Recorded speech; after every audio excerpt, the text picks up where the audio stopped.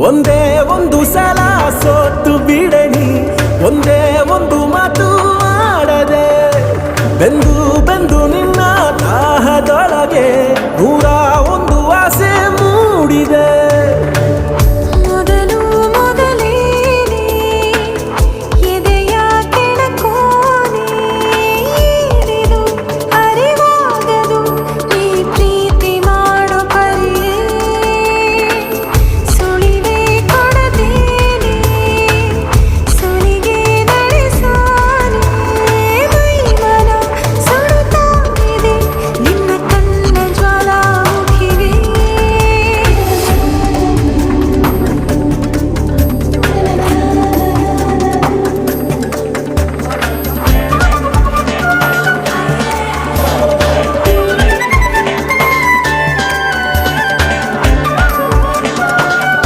ಉಪಯೋಗ ಇದೆ ಇದರಿಂದ.